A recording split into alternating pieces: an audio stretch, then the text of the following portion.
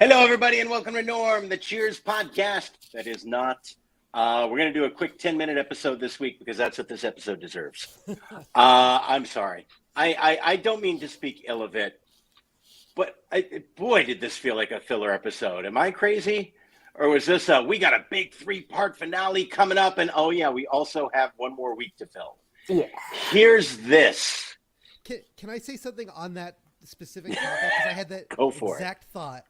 I watched this episode Sunday night after what was like not like a terrible weekend, but just like a very like busy, stress-filled kind of weekend with just a lot of sort of moving parts and new developments and things that sort of just like the family just had to deal with a lot of things. Nothing terrible, but just like by Sunday night when I laid down in my bed and said, "Oh, I can watch this on my phone." Reclining, and I called it up on the Peacock app, and I have to say, I agree, this is not an important episode, but this was the episode Dave needed at 10 o'clock on Sunday night. I was like, this is, and maybe this is something I don't think we talk about a lot, but maybe it was kind of like the raison d'etre for this whole thing. In times of stress, I forget sometimes how comforting this particular show is.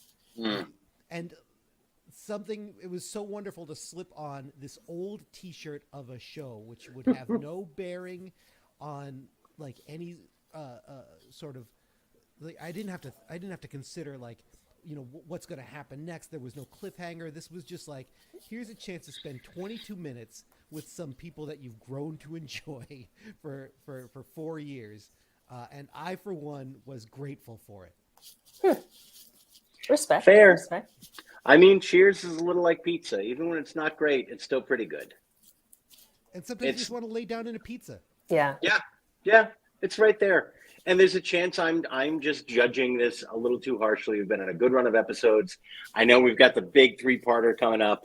And maybe my standards are a bit high because there are certainly funny moments in this episode. There's nothing wrong with it particularly that makes you go like, Jesus, what were they thinking in 1986? It was fine. It was there. It did its job. It was not quiet quitting. It showed up to work. It was there. And I think even in 1986, like this episode was exactly that. I remember having that feeling watching serialized TV, you know, before DVRs and streaming and everything. And the idea that you could just put something on at a time that you knew would be on and you knew it would be relatively gentle is such a, like, it's almost lost a little bit. And it was nice to capture that energy back. Like, here's a perfectly mediocre episode of an excellent TV show, and it will not stress you out.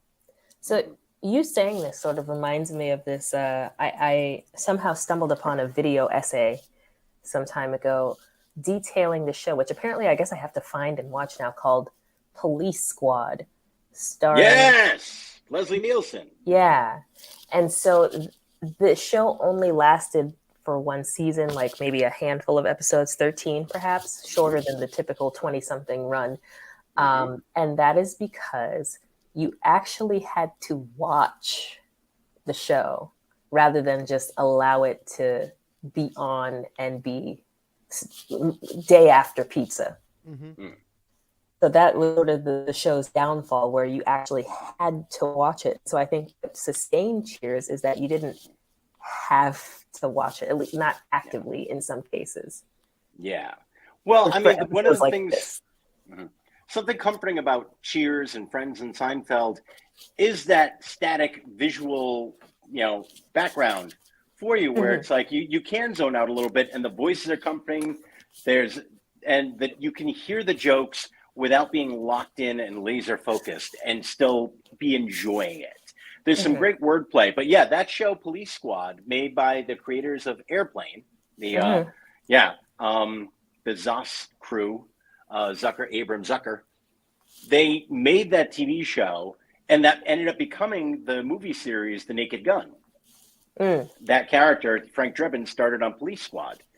And yeah, that was part of the idea, was the focus that you could bring when you're sitting in a darkened movie theater on all those little jokes, and that you would rewatch and catch a new joke each time because it was so dense, was not well suited for that sitcom format, where you're home, you worked that day, you're chilling out a little bit, you're talking about what you have to do tomorrow, and yeah, you would miss like 33% of the jokes on Police Squad. So, with that being said, Airplane, a certain husband in my house made me watch Airplane. It hurt me. Hated it. What? Oh, wow. Hated Airplane. My grandmother, I recall, loved the Naked Gun movies. She barely spoke English, but she loved those movies. Mm-hmm. Pre-OJ situation. I cannot deal with Airplane, but I love Don't Be a Menace to South Central while drinking your juice in the hood. Mm-hmm. I have it on VHS at my parents' house. Mm. And yet other parody movies, spoof movies, I can't do. That's the only one. Yeah. It really depends on, I mean, there's a wide variety of quality in terms of the spoofs. I mean, there are people who did it really well. And then there was, especially in the 90s, there was this whole chunk of, we're just recreating scenes from movies that you have seen. Yeah. Where like Loaded Weapon was not a good movie. Because they weren't really parodying much. It was just, oh, I remember that scene from Basic Instinct. I remember that scene from Lethal Weapon. One of the nice things, and also one of the reasons I think maybe Airplane is not going to resonate with a younger crew, is they were very much lampooning the disaster movies of the 70s. And if you have not seen Airport and Towering Inferno and Volcano and Earthquake and that whole genre of movies that they were lampooning, and Poseidon Adventure, and you can go on all day, you're watching that and going, all right, what is that? And, there's an extended Saturday Night Fever bit that is just not hitting at all if you didn't watch those movies at a certain point in your life. To be fair, I have a bunch of friends who are post Gen X who love Airplane, and they get it. But I think what further solidified my having to tune out at certain point, the jive talking granny, I'm out. I'm out. Yeah. Well, if you're not that was Barbara Billingsley. Yeah, I know. Leave It to Beaver. Yeah. If you're not carrying that like Barbara Billingsley, like nanny from Muppet Babies, mom from Leave It to Beaver, yeah. It's perhaps a it was jarring. Watch. Yeah. Yeah. It was jarring to say the least. Yeah. Well, Naked Gun, I think, even though in terms of its quality, I don't think is on par with Airplane or Top Secret even.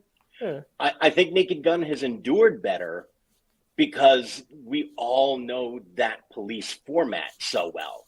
That is so instantly recognizable as something to spoof that you're always on board. I could show that to a 16-year-old and Naked Gun would work. The jokes in Airplane, I think, are still great, and it doesn't surprise me, especially if people who watch it who are movie fans really still enjoy it a lot. But they are much more of a time. I will say, though, in terms of watching Winning Time earlier in the year, it was fun to see them recreate Kareem Abdul-Jabbar's scene in Winning Time. So that was nice. Yeah. But it's funny because with Winning Time, you could tell they were making a real effort to appeal to people who didn't live through that era. There was no part. It's the difference between, creating a Jerry West character and understanding that you were going to have to throw something on the screen explaining who Jerry West was to a lot of people, which Winning Time knew it had to do. And something like Airplane, at the time that they made it, there was no thought to, all right, we need to make sure this disco scene makes sense to people. Like, everybody knew what that scene was when that movie came out. And that movie came out at a time where they thought once the theatrical run is over, it's going to air on TV some, but that's the movie's life once it's not in the movie theater anymore. And even Naked Gun, when they made that, they knew there was VHS. they were trying to make something a little more timeless when they made Naked Gun. Gotcha. Yeah, I see that. Yeah. Also, it just is now dawning on me that was supposed to be Saturday Night Fever in Airplane. Yeah. I mean, and that's totally reasonable because you did not grow up at a time where that was ubiquitous, where you knew exactly and for 5 years after it, you still saw the white suit referenced as in entertainment constantly. The point dancing, you saw that all the time. You could not even possibly avoid that. But if you are a younger person, there's no reason for you to know that. You weren't surrounded by it like we were. Yeah, fair. We're the last generation that's a cultural, like that was part of the. I know it came out when we were very, very young, but it was like part of the cultural tapestry that we were like that we could touch on at any point. So would you say that like the white leisure suit and the point dancing, was that a meme of its time? Absolutely. Yes, but very important to mention that was not a leisure suit. Oh, that man was not going out for leisure. Okay. That was a white dress suit, and he was going out to look his best. Okay. Yeah, that man was dressed to the nines. Leisure suit, the whole point of it was, hey, you want to look nice, but it's casual. You're going out. You wear this you're wearing this to the cookout. You know what I mean? It's a leisure suit. You're wearing this to run errands. It's a leisure suit. I conflate the two just because they're both of that time, and they've got the massive collars and the bell bottoms, the flared leg, and all that. Yep. So, but you got to remember, at that time, that was just a collar. Whoa. You know, you think of it as, oh, that's a flared collar. There was just like, oh, that's what a collar looks like. That was just a jacket. They were that big for reasons. That's just it. What? Yeah. Oh my God. Yeah. Such a time to be alive. It took you in 20 years. You're going to be having a conversation with somebody 20 years younger than you, and they're going to go like, so why was everyone wearing so many hoods? Like, was it just really rainy? And you're going to have to explain like, no, it's drought conditions. We just had hoods a lot of the time. That was just a hood. I'm already taking issue with Gen Z fashion du jour, because it seems like a lot of the women under 25 who I see like when I'm out performing at shows and stuff, it's like Gen Z has a uniform to some extent. It's like the guys sort of kind of dressed. The guys have the same haircut where it's like tapered and faded on the bottom and like kind of poofed out on top, and the girls all the upside down mullet. Yeah. And then the girls all wear like crop tops and mom jeans and beat up sneakers. And it's like, and it's like, it's so funny to me how Gen Z is always cracking on millennials and such. Oh, you guys are so unoriginal. And I'm like, you're all dressed the same. I'm starting a generational war of my own. But yeah, it just, fashion is weird. Let's just leave it at that. Fashion for young folks is weird. And yet, this is the truest thing that has endured for generations. That every generation has said that about the generation prior and post. Yeah, I as millennial swine, I enjoyed watching, looking at those red carpet photos of Disney stars of the day and Hilary Duff wearing a dress over jeans. Like, it was totally normal. And now you look back on that and it's like, ooh, cringe. Yeah. Here's something I'm enjoying about current fashion, I will say, that I think is light years ahead of Gen X fashion of our time, is that men are allowed to wear tuxedos with some variety to them now. Like, a jacket can be a different color. You can do something different with the style. There was a good 20 years where you just wore a black tuxedo with a bow tie and a cummerbund. And if somebody wore a vest, that was kind of wild. I mean, you did not see it. And really? Because you would go back to look at the 60s and 70s and sport coats and tuxedos of different color, and it was mocked relentlessly. Oh, so made fun of. It's But like it's like the episode where Cliff walks in the blue tuxedo, and it's just understood you wear a black tuxedo, and that is it. That's all. But it seemed like so much more fun.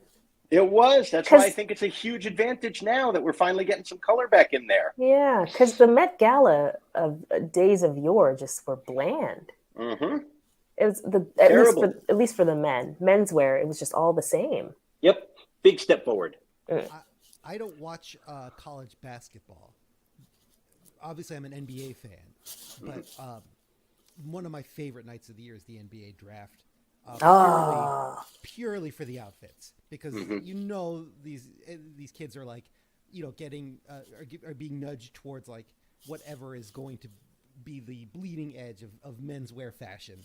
And when Trae Young came out in the shorts suit a couple of years ago, oh yeah, I remember that. I'm here for that. I'm never going to wear this because I will look like a fool.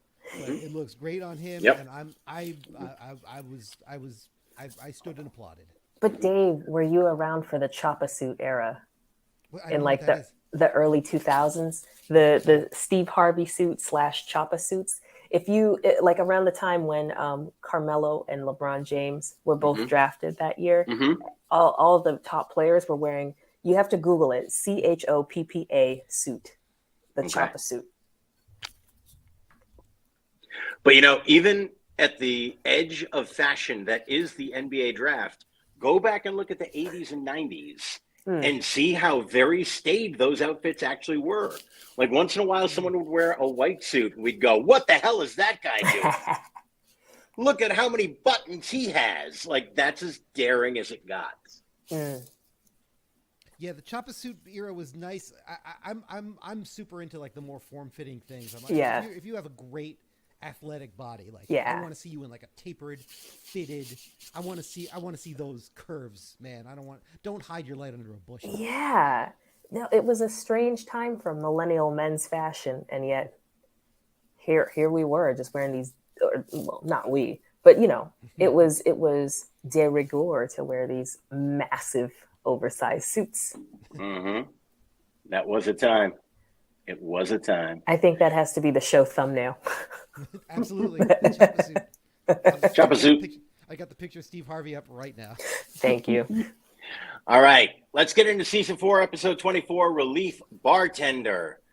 Dave, what was going on in the world when Cheers was filling time?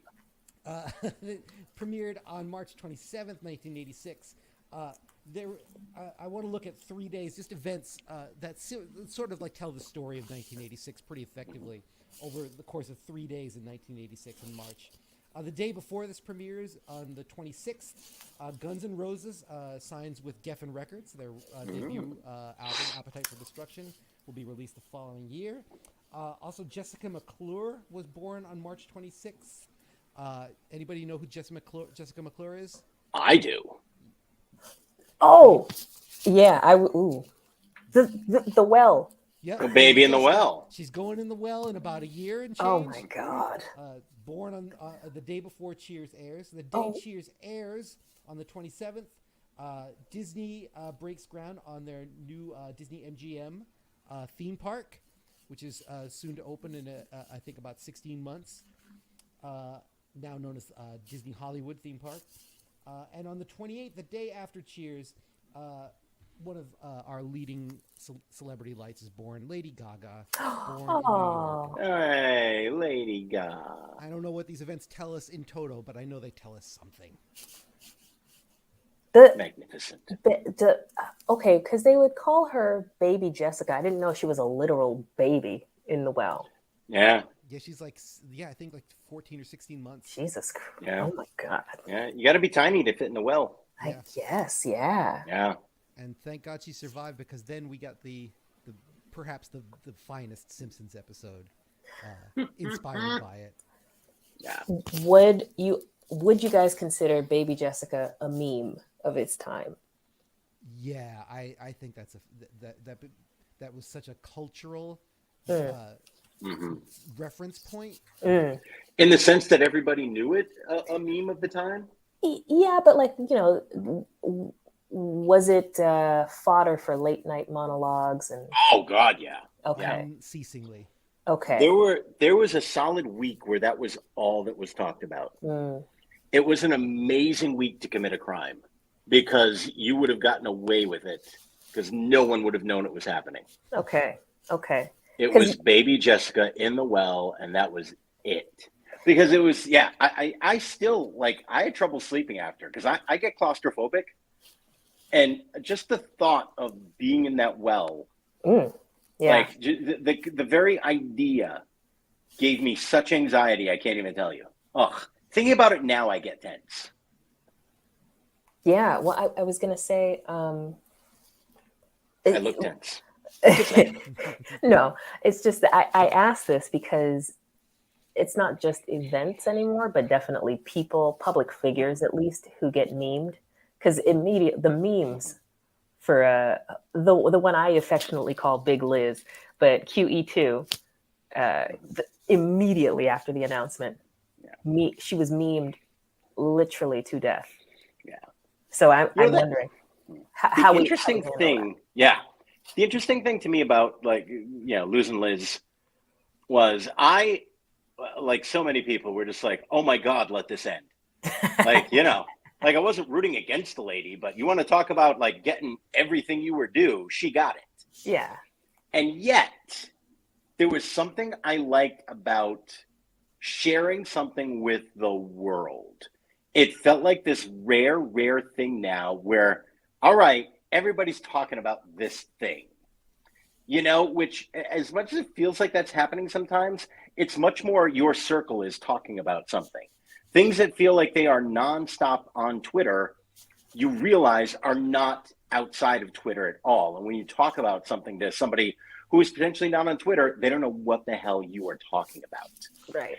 And something like Baby Jessica, everybody knew about that. There was nobody who did not know about Baby Jessica in the well. And things were just much more widespread where you knew that you could reference something and whoever you were talking to knew what you were talking about. Yeah, it's the monoculture. It's the white suit from Saturday Night Fever. It's something that we all understand immediately. Yeah. To me, that feels like that's what a meme feels like, right? It's something that kind of permeates the cultural, permeates all the various circles of the culture. Yeah. No, Are you sketching us, Tookie? No, I'm thinking. I'm deep in thought. Okay. It's funny because it feels very courtroom right now, where it's like I can hear the scratches, and I see you glancing down and then looking back up at us. And no, it's thoughts. It's thoughts because I'm wondering, because we no longer have a Sam Creepy quotient. Do we ask ourselves if, for like a moment in time during one of Dave's recaps, is something a meme? Was it a meme of its day? Interesting. I'm up for it. Absolutely. Yeah. Just a thought. I tend to look down when I think. Absolutely. Anytime that you feel that question is worthy, I think it is a welcome addition to the Norm Cheers podcast. It is not. Very well. Absolutely. All right. But what we have to do every week. Yes. Is hear about that cold open. Yes, we do. All right. Short and sweet one this week, which I appreciate. Kind of bleeds in to the rest of the episode. Would you say? Sort of, kind of. It's there. Yeah. Okay. So we enter the bar. Cliff kind of. He's semi-catatonic as he walks in. Is that the word? I think that. Yeah, I think that's fair. Yeah. And he goes. He's just muttering to himself, you go all over town. There ought to be a law. All these meatheads just muttering. And Carla turns to him and says, so it's true. He's talking to himself, and he keeps talking even when no one's there. And Norm says, yeah, but if no one's there to hear it, does he really make a sound? And so Norm poses a question, Cliffy, is it worth me asking what the problem is? And Cliff says, Norm, it's my transmission. I spent day after day taking it to garages all over town, and no one can fix it. So Norm writes down a number and says, here we go, Cliffy. Pearson's Garage, Braintree. They can fix anything. And so he hands Cliff the slip, and Woody approaches the gentleman and says, "Oh, well, my toaster's on the blink. You think they could fix it?" And Norm says, "Well, only if you got one in your car. See, they're auto mechanics, Woody." And Woody says, "Oh, great. It's in the back seat right now." And Cliff's like, "Hey, take it easy, Norm. The kid's good. But he can take it." So Norm says, "Well, okay, let me select my words carefully here. Woody, they can only fix things that originally came with the car when you bought it. And as far as I know, cars don't come with toasters." So Woody says, "Mine did. It was part of a promotional campaign." And everybody's like bewildered. He's like, "If I had bought a convertible, they would have given me a food processor." So Norm hands Woody the paper with the number to Pearson's garage and says, "Ask for Luis. He doesn't speak any English." Roll credits. I enjoyed. It was a good bit. Yeah, I will say, though, I know it wasn't 80s specific, but what this bit reminded me of was of a certain time, 20 years ago at this point, where, you guys know the show Pimp My Ride? Oh, yeah. Oh yeah, where Exhibit would just find a woman like, "Oh, I'm a single mother of 3 trying to make ends meet. My car is broken and I can't quite feed my kids on a consistent basis." And they fix the car and you're like, "Here's a cotton candy machine within the trunk for no reason and 3 TVs on the back seats." Like, this helps no one. This helps no one. So the idea. It was, but the idea of a toaster or food processor installed into your vehicle evokes the memories of Pimp My Ride. Nice. Actually, the toaster was my 80s thing of the week, that was very much an 80s go-to joke of when you got something new, you also got a toaster. And it was very much identified with opening a new bank account. When you opened a bank account, you got a toaster, which I don't think it's been done for 30 years. Was that a real thing? But that was a go-to reference. It was for a while, but it wasn't. The interesting thing was when it became a reference point, it stopped actually happening. So yeah, once you were actually making jokes about getting the toaster, they weren't really giving out toasters anymore. That was much more a 50s, 60s, 70s thing. So it became a meme eventually. Exactly. But once it became a meme, it took a while to become a meme. And once it was a meme, it wasn't actually happening anymore. Okay. It was an interesting twist in the plot. All right. Let's get into the meat of Relief Bartender. This week, basically just an A story, which is there's a moment, there isn't a B story, but there is a B moment, let's say, that launches the episode of the week. Sam is coming back from a ski weekend, rained all week. Oh no, what a bummer. And then, of course, it was actually great news because he was there with a lovely lady. She left. Diane, understandably hurt, as the last moment we had seen them together was them experiencing all these emotions for each other and trying to figure out what they meant to each other. And then he left with another woman and saying, well, but if we're not together, and him really not understanding at all why that would be a problem if they are not officially monogamous together. And then, am I not allowed to do this? This is just what I do. It's like saying I can't ski. Well, I don't understand the issue here. It's an interesting viewpoint. If there was a Sam Creepy quotient still, it would be fairly high for this section right here. I found that bit particularly upsetting after the news of Adam Levine's transgressions this week. What did Adam Levine do? Adam Levine is going to super hell because... Oh, no. Because he, as you know, he's married to a Victoria's Secret model. I did not know that, but sure. Why would he not be? Right. Checks out. I think so far they had either 1 or 2 kids at one point, and then over the course of 2021, the entire year, he was having an affair on her with some other woman, and then went back and tried to get his pregnant wife to name their unborn child after the mistress. Oh! He's going to super hell. Oh, wow. Not okay. And the mistress recently put out a whole bunch of TikToks and other videos explaining the situation. And she's like, well, I was a victim in the situation because he manipulated my knowledge of his marital life. And it's like, okay, both of you have several seats. There's no winners. There's only levels of losing. Yeah. To paraphrase the great Bugs Bunny, what a Maroon 5. Oh my God. Yeah. Oh. Yeah. Naming the baby after her? Yeah. Was the middle name going to be Evidence? Who? I don't know. But he's going to super hell. Like there's hell and then there's super hell. Yeah, that's a man wanting to get caught. I mean, there is the belief that everyone doing it deep down wants to be caught. He really wanted to be caught. Wow. Yeah. So because I remember, like, when we were getting ready to procreate, we actually had that conversation where you're going, if it's a girl, you can't name it after any of the exes. Like, you need to be very like that. You eliminate all those names, and you got to get creative with that. Yeah. Yep. Yeah. Yeah. So naming it after the current mistress. Next level. Wow. Next level. That's some kind of chutzpah. Yeah. Yeah. All right. Hence why this particular segment with Sam feigning obliviousness. Understandable. Sam Malone, the Adam Levine of his time. Yeah. And really?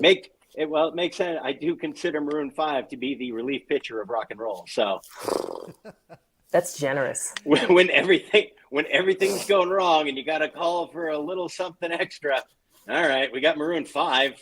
That'll bridge the gap. Maroon 5 can give you an inning. Yeah. Yeah, that's all we're looking for, Maroon 5. Listen, if his moves music, like Jagger get us 3 outs.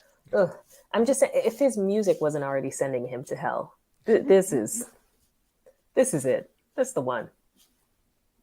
I'm feeling like I know why they got a new host on The Voice this season. Oh, like there's no way they didn't know that was coming. He had to have given them a heads up, like, hey, before we start filming, I don't want to give you a little. I don't think you're going to care about this, but just in case, this might drop right around sweeps. Whew. All right. Then we delve into the main story, which is Sam is reading in the newspaper about this guy who barely played in the major leagues, opening up a new sports-themed bar, and he's going to be the host. And hey, this guy was in there for a cup of coffee. I played in the Red Sox for 5 years. I'm going to become the new manager/host of Cheers. And of course, what I realized as I rewatched it this time was I remembered from this episode, like, oh, this guy's got this huge successful restaurant. And if he can do that, why can't I do that? And I was like, oh, no, he's opening that place. You don't know that that's going to do well. Why are you copying a model that has not been proven to succeed yet? But that is the Sam way of things. Mm-hmm. He's going to host. He thinks it's going to drive in all this new business.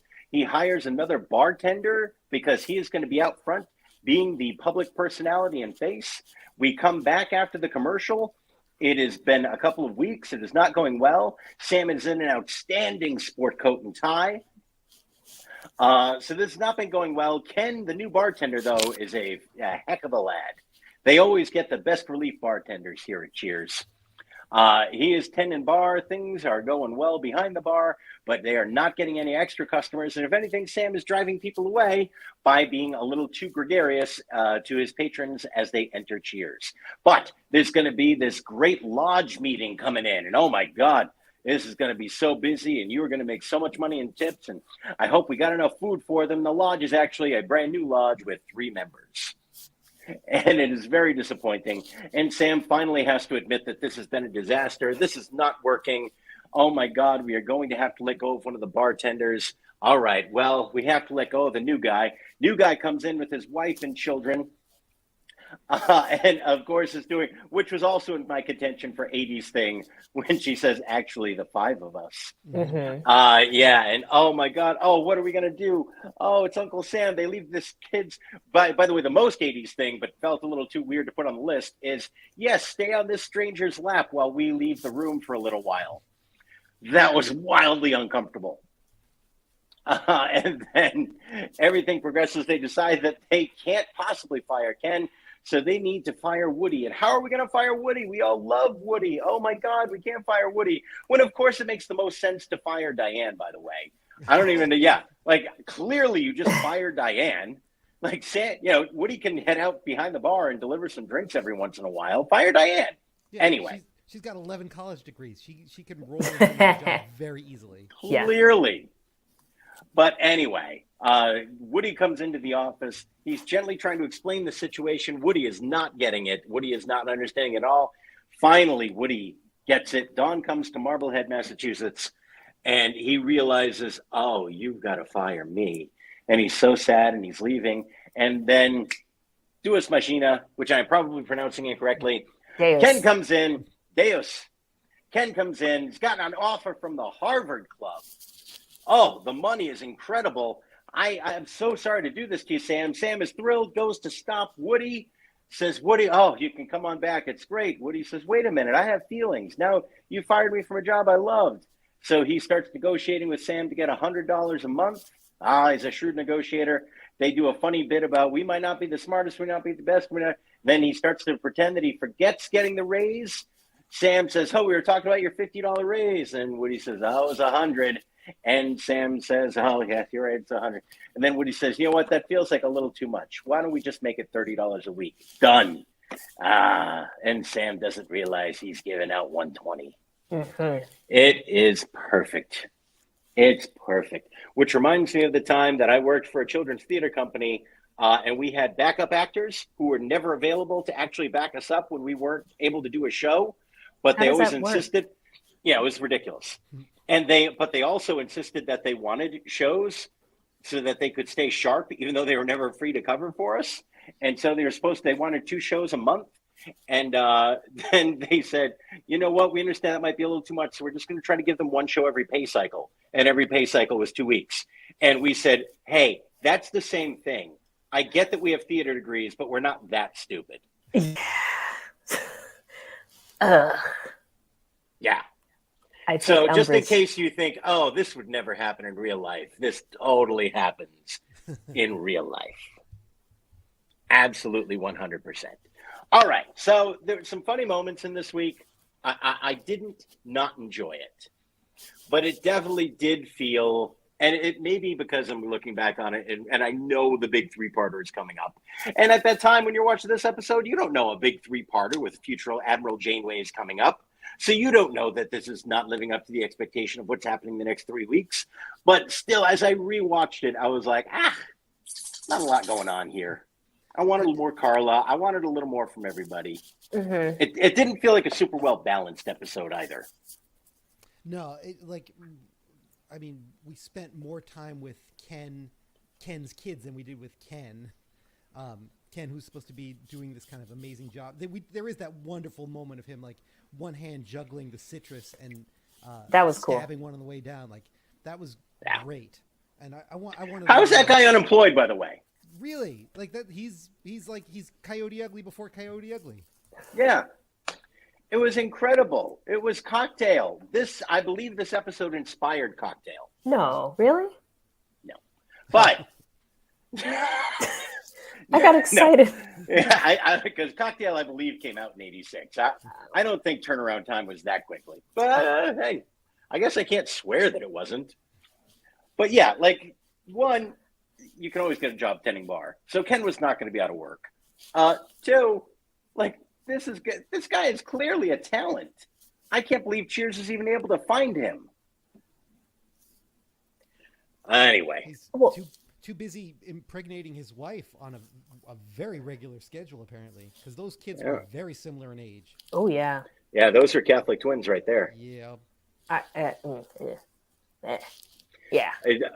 We know we were familiar with the phrase Catholic twins. I'm realizing I am dealing with 2 non-Catholics. I apologize. This is my experience coming back in going, everyone understands this reference. Sorry. I know it as Irish twins. There you go. It's kind of the same thing. Yeah. Yeah. Yeah. Kids who are basically in the same grade, born in the same year, but like 10 months apart. Why wasn't anybody asking if their moms were okay? Oh, that's such a conversation. That's such a conversation. And that's not even an 80s thing. I was doing a show with a comic, and we were talking about how we each had only kids. And I was talking about how I'm totally comfortable with that. I was like, yep, that's it feels right for us. And I said, and like, you just when you are the male half, you have as many kids as your wife decides you are having. That's how it works, and that's how it should work. That really is. It's like, I don't know, like, we're half of this. We don't get a say in this at all. That hardly seems fair. And I was like, that could not be more fair. Yeah. If you're the husband, I'm willing to give you limited power of veto in terms of having more if you don't want to be a parent to more. But at the same time, you do not have any say in having more kids than that. Like, once you actually watch a woman go through the misery of creating another human being, I can't fathom saying, by the way, you owe it to me to do that again. Ugh. Owe it. Ugh. Ugh. Ugh. Yeah. Ugh. I say that knowing that the spectrum is wide. There are people who have simple pregnancies and love it and have had many and enjoy it. But you see the tough ones and you go, you can't ever expect anyone else to do that again. Ugh. The sentence, you owe it to, I think my IUD just tilted. That is such... Yeah. That is so stressful. Yeah. And he didn't phrase it that badly. Like, I say, you can't ever say you owe it to me. But the way that it was phrased was, am I not a part of this decision? And in terms of, like, talking someone into doing it again, no, you are in no way a part of that decision. Once she says we're done, you are done. Done. Yeah, I couldn't imagine it. Like, once you're actually a part of it, it's staggering what happens during an actual pregnancy that you're not watching on TV. It's wild. You're just like, what are your bones doing? Jesus. I think, are your moms okay is a really is a question that could have been asked throughout the 80s. Easily. To our friends, to our parents, to our teachers. Like, it's something, it's a clarion call that we should have been making much more regularly. All right. So let's plow through some categories here and we'll get into general impressions. All right. So I did my 80s moment of the week. Do we want to lead with 80s things? Dave, what was your 80s thing? I'll go with the concept of a lodge. I feel like that was the last time we saw. It was kind of a thing that we saw throughout, like, even like I'm going back to the water buffaloes in the Flintstones. Like, I feel like this is the last decade where we get a lodge. A group of like-minded men, perhaps wearing a similar hat or uniform. I don't think that comes up again after this. So I'll go with a lodge, a men's club. The only club, I was never tempted to join a lodge. But Dave, I gave you this book. I gave Tookie another book when we were part of the pandemic reading club. You read 8 Million Ways to Die by Lawrence Block. A part of that series is this book called The Long Line of Dead Men. And in it, there is what's called a Club of 31. They're murder mysteries. So, yeah. So there's what's called a Club of 31, which is you get a club of 30 men, started with, supposedly it went through time, and you just meet one time a year, the same date, every single year, until there's only one of you left alive. Oh, my God. And then that person finds 30 other men, and it repeats. And I was like, I would join that club. Yeah, I think I would. Right. Just this weird club marking the march towards the end. Yeah. I can see joining it, and then like the first meeting coming up and be like, I don't feel like it tonight. That's the one that was the least believable part of the book, is that everybody stuck to the plan every year. Wow. Yeah. I would consider joining a club of 31. That's intense. Yeah. Yep. That's the only lodge I want to be in. Oh boy, what a terrible thing to be the last person Your remaining hours on Earth have to like find 30 people. No, you might like in this one. He had a couple of years left. You know, he still met with them for a couple of years until he was gone. You gotta hope for like a plane crash or something that wipes out like a third of everybody real quick. You want to read the book? I definitely will. That's quite a query to put out on LinkedIn. Oh, but interestingly, I mean, this book was written in the 90s, so it was like the mid 90s, so it was pre-real internet, and you sought out people. So you just had to figure it out. And it was not, like people didn't apply to be a part of it. The whole idea was you found them and you invited them to dinner and you didn't explain what it was about until they were at dinner. And somehow they all came. And once they heard about it, they all wanted to be in. And part of it is that men have this weird fixation on their own mortality and they're always counting down the time. And once they were given this very manly place to do this in with a group of other men, they could not stay away. I guess. Yeah, they would meet at this steakhouse every year. It's always a steakhouse. See, always a steakhouse. Always a steakhouse. Yep. I shouldn't even be shocked. No. Tookie, your 80s things of the week. Yeah, so the idea of a lodge stood out to me as well. That was quite a moment. A lock on the porno channel for Cliff. Great call. It went into the 90s as well, but it was definitely like a new thing for parents. Very much of the 80s. Absolutely. Yeah. Support it completely. Yep. The look of the buffet that Sam laid out. Yeah. Because buffets, like that's a relic of a Fogo de Chao past in my mind, the way that buffet was laid out. Like it just has a certain look to it that I don't see today as much. Cliff suggesting that the bar go topless, so theme bars in general, and a lot of themes that were mentioned on TV involved half-naked women, as the joke suggestion. Yeah, so just theme bars and everything. And then just it made me miss Bennigan's. Bennigan's? Not that Bennigan's was topless, but just the theme bar. Okay. I had never been to a Bennigan's. It was just on the cusp of when you were probably not going out to hang out on your own. Okay. You know, the last Bennigan's I remember well was like 2004. Yeah, I know. Yeah. But the transportation building in the theater district used to be a huge Bennigan's on the first floor of that. Really? Mm-hmm. Huh. Yeah, no, never been to one. Never been to one. You know the one, the building where P.F. Chang's is. There's that corner where restaurants keep moving in and out. Yeah. And for a long time, that was a Bennigan's. Wow. Fascinating. I would have never known. known. And then, just the look of Ken's family.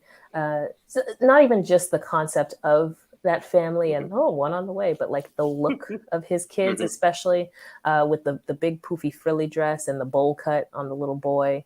And that's the way kids were styled to be cute in the 80s and 90s. Oh God. Oh, I didn't write this one down. Damn it. Shoot.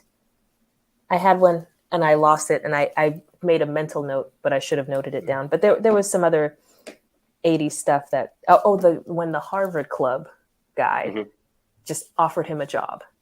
I like the cut of your jib. Here's a job. Word of mouth is obviously still a thing in the 2000s, but having a phone number memorized. So Norm writing down the number of that garage in Braintree from memory and handing it to Cliff also was like, we don't do that anymore, because either you pull it up off of Google or you just look it up somewhere. You don't memorize that kind of a service number. So those are my moments. Nice. Yeah, quick reference on the Harvard Club or the Harvard Club too. So I always thought that was like, it's a joke. Yeah, it's a good punchline, that kind of thing. I had to do some shows at the University Club on Boylston, and I was like, all right, whatever. And afterwards, I was like, I wish I could be in the University Club. I really like there was a map of it, And it was like, here's the locker room, and here's the indoor pool, and upstairs this is the card room. And I was like, Oh. dude, this place sounds like the best. And they were like, yeah, like there were rooms for overnight, for guests if you you need to stay in the city and not head back to the suburbs for the evening. Yeah, you stay at the University Club. I'm like, this is the greatest place I've ever heard of in my life.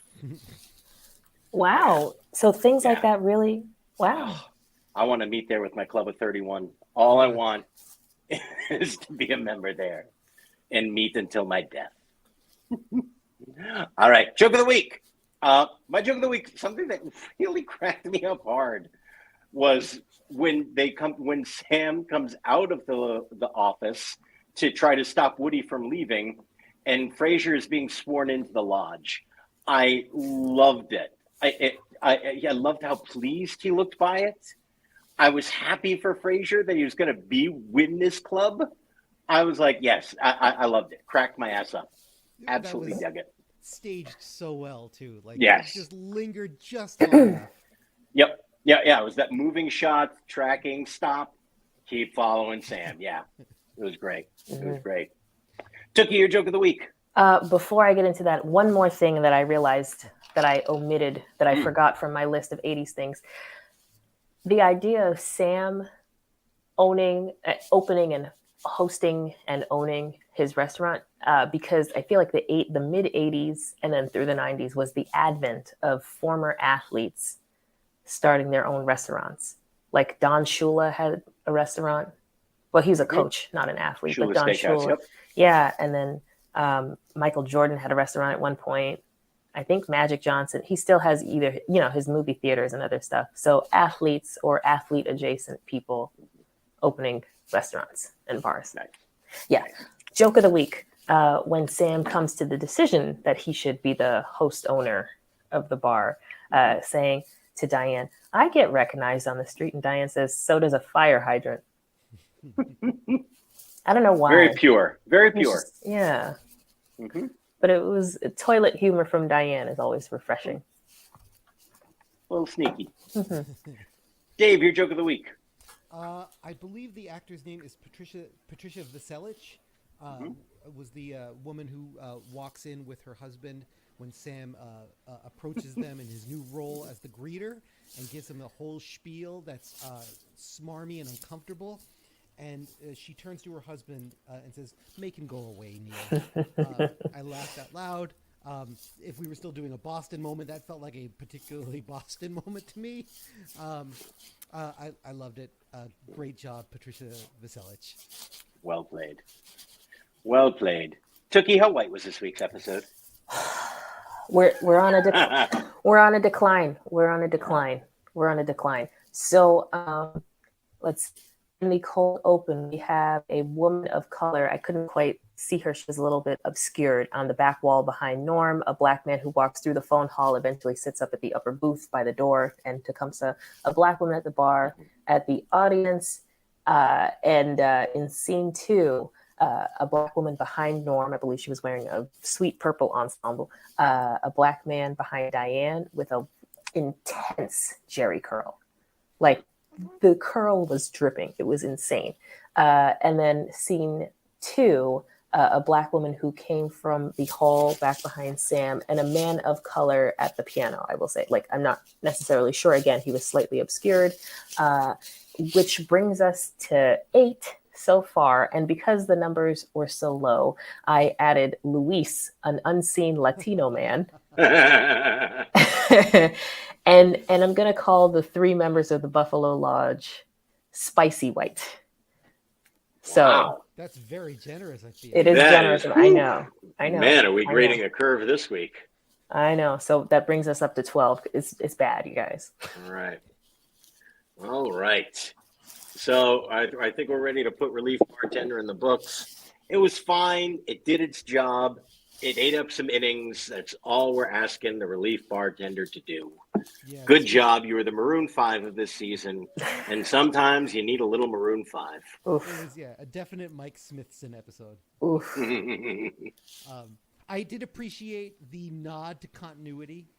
When Sam comes in at the beginning and they reference the previous episode, it felt like they were like just building the tiniest little ramp to that to the conclusion of the season. So I thought that was a nice touch.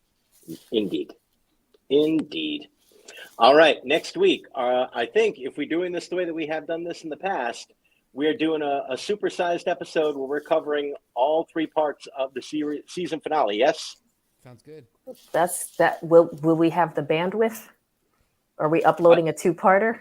I think we can do it. If we don't spend quite as much time, we chatted a lot about Airplane in the beginning of this episode.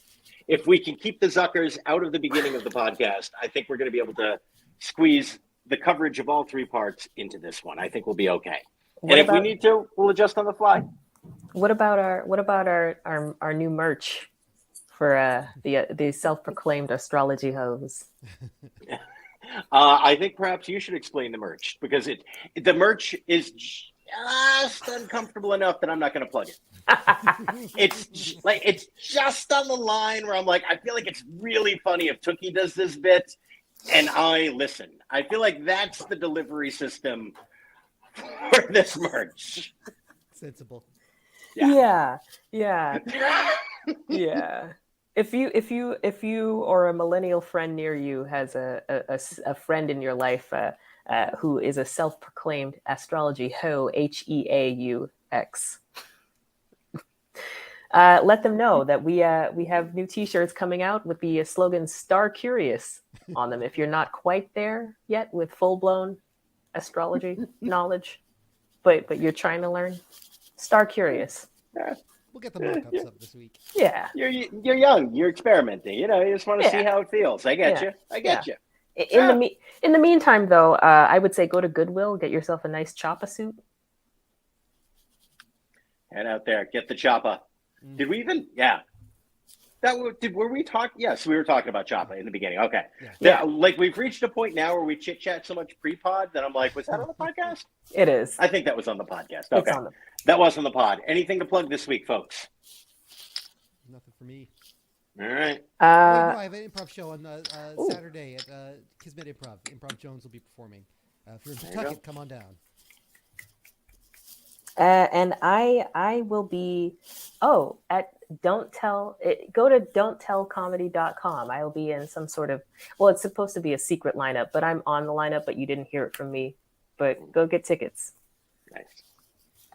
I'm at Bill's Bar on Wednesday, and might be one to catch if you want to catch me telling jokes. That's all I'm saying. So there you go. But no pressure. All right. For Dave, for Tookie, for Mike, I'll be back next week with these beautiful people talking about a huge 3-part season finale. I keep wanting to end Cheers altogether. Season finale. Come on out, watch it. Stay safe, everybody. We'll